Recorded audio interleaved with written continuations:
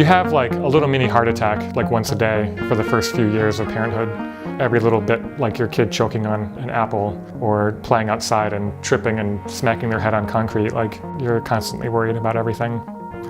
But we're on our second kid now, so now I don't care so much.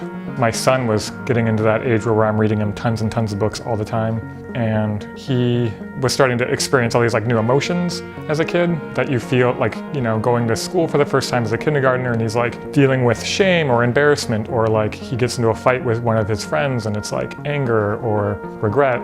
And he was starting to like kind of shut down emotionally, and so that's when I came up with the idea to create this book for him, which is Tough Guys Have Feelings Too. That's my first book. But it's essentially just this idea that, you know, if a ninja can cry, or if a superhero can cry, or a cowboy can cry, like it's totally okay that you cry.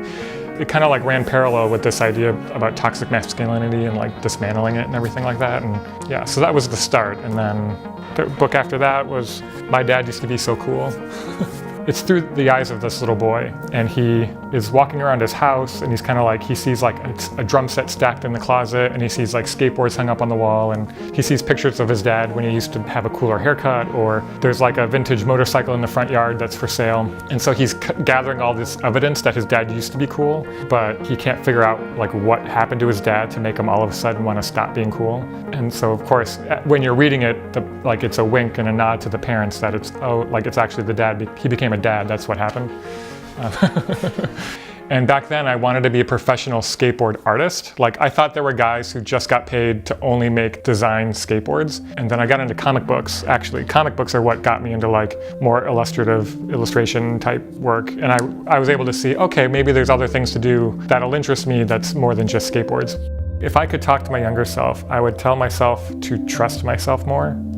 Trust that he knows how to make good work, because if he focuses on the work that makes him happy, that's going to be his best work, and that's going to be the work that resonates with his audience. So I used to do a lot of more business-centric, business-focused, or like finance-themed illustrations the first like 7 or 8 years of my career, and I just got really burned out on it. And while I was getting hired and I was busy, it just was not fulfilling at all. And so that's why I chose to go back to grad school. My client base had completely changed, and the kind of stories I was getting hired to do was like no longer about, you know, some investment tip. It was now how to deal with family members who are at the end of their life, or personal essays about suicide or depression or anxiety, like dealing with anxiety. So it was like way more in alignment with the kind of work I would be making for myself.